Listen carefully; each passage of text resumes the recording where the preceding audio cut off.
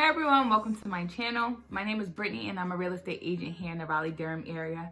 And for today's video, I want to talk to you guys about what you should not do before buying a home, okay? So if you're interested in buying a home now or you're thinking about the idea, these are 5 things you should not do before buying a home because these can prevent you from getting a loan. So let's talk about it.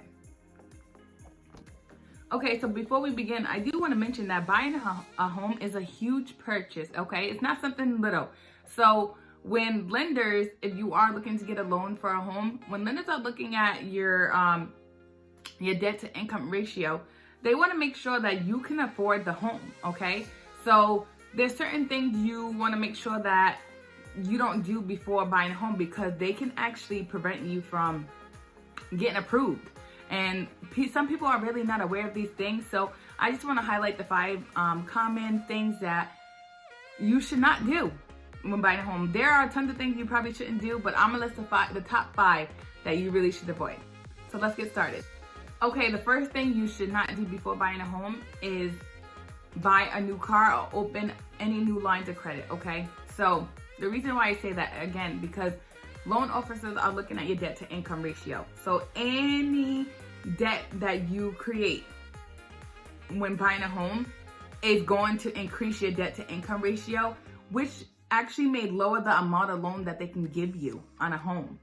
So do not, if you're in the process of buying a home, do not open a new line of credit. And that includes open up a new credit card or buying a car. Don't do it. I'm telling you, do not do it, because when you get to that closing table and they see that you bought a new car, you're not going to get approved for the loan and that house is going to fall right through. So we've seen it happen so many times. Don't open no credit cards. Don't do it. I'm telling you, just wait until after closing. It's not that, like, you can wait. I'm sure you can wait. Just wait to do any of that stuff after you have secured your loan and the house is closed. That's when you should do it, not before. Okay, so the second thing that I recommend you not doing before buying a home is co-signing for anyone, okay? Do not co-sign for no one when you're in a home buying process. That is going to add to your debt to income ratio. It gets added to your credit as well. So you do not want to add more debt to your credit report, nothing, or to whatever you have for debt.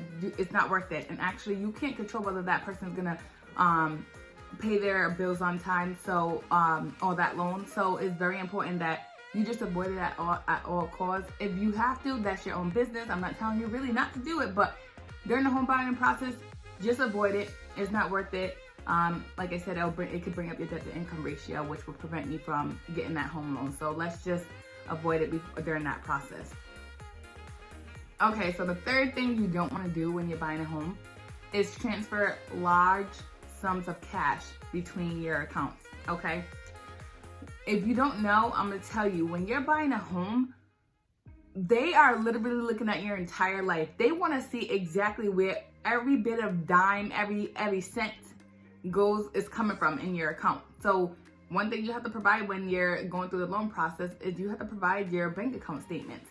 And they're looking at everything. I promise you. They're not looking at, one week and being like, okay. No, they're looking at everything. Where is the money going? Where is it leaving? And where's it coming in from? Okay. So if they see large sums of cash going in and out and there's no explanation for it, it's a red flag for them. Because, I mean, for all they know, you could literally just be, somebody else could just be paying for your bills and you might not qualify for that money. Okay. Or whatever the case is, they want to make sure you, the borrower, has the money to get the loan, and they want to know where the money is coming from. Where are you getting the money? So if you don't have, you cannot pretty much point out where the money's coming from. Don't do it. Just don't. Don't have, nope, unless it's listed as a gift from a family member and you can provide proof that that money is a gift. Don't transfer large sums of money in there. Keep it, either do it beforehand, but I promise you, they're looking at 2 months worth of bank statements. Sometimes longer, depending on if you're buying new construction or whatever the case is. But they look at your bank statement. So before you go start the process, I suggest that you pretty much have transferred money in your account and keep it in there for a couple months before you start the process, because again, they want to know where all that money comes from. And if you cannot explain where that money is coming from, it's not going to help you buy a house. I promise you, unless you're buying the house in cash. Again, the loan, they don't care about that. But in the mortgage process, getting a loan, you need to account for every bit of dollar that's in your account. So if you can't explain it, don't add it. Don't do it. Just don't transfer money. It's not worth it. Now, this one is very important.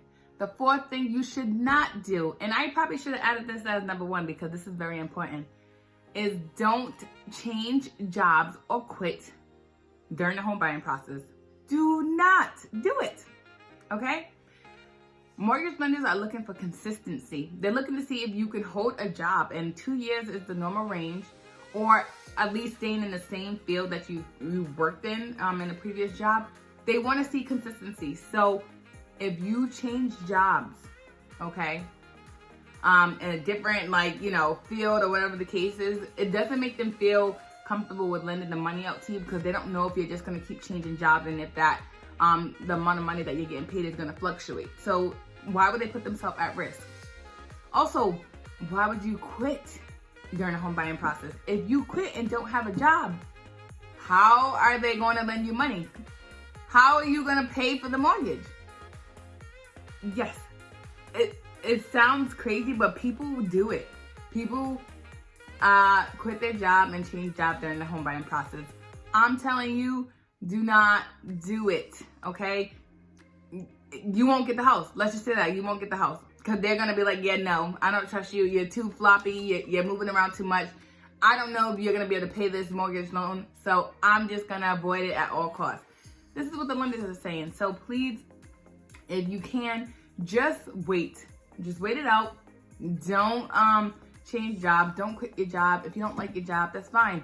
Wait until after you close or whatever. But make sure you have a backup plan, because you have to pay that loan. I'm telling you right now, you don't want to foreclose. So please don't quit your job or change jobs during that process.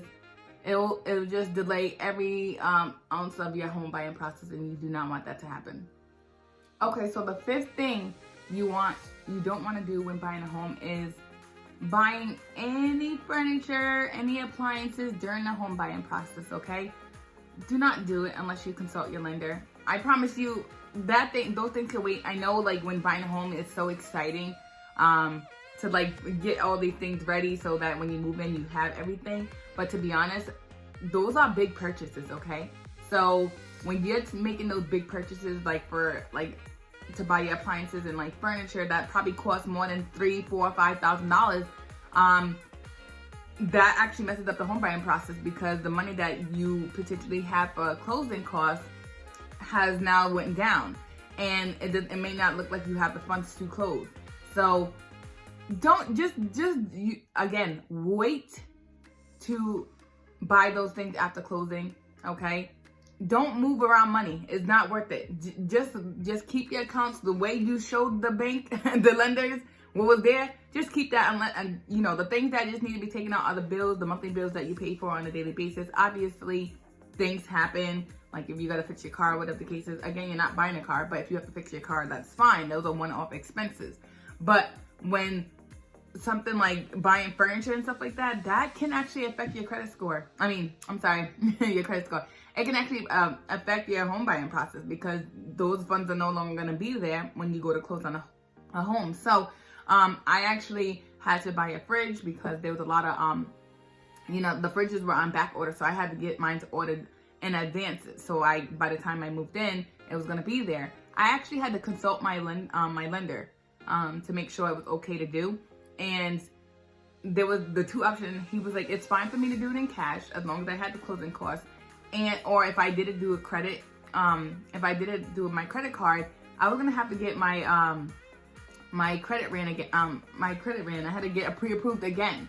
So it's not even worth it to just buy that stuff. That was just all I had to do was buy a fridge, and that was it. Okay, but other people, I know you want to buy the furniture and everything else.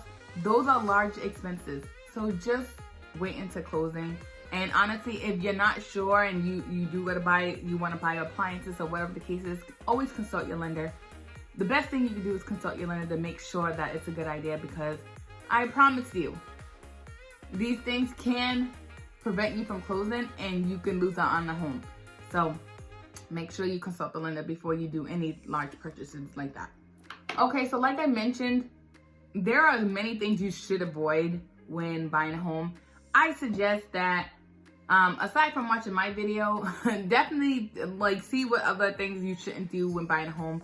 It's really not worth it to lose out on this big purchase, like on a home that you wanted and worked so hard to do, and then you lose out because you made one little mistake. Okay, so I hope you found this video helpful, because like buying a home is an amazing experience, and if you can avoid these things, you'll be well on your way with buying a home. If you have any questions or you have any experience with buying a home and like, you've done any of these things, be sure to comment below. I want to hear your stories. I hope you found this video helpful. Thank you for watching. Be sure to like and subscribe, and I'll see you soon. Bye.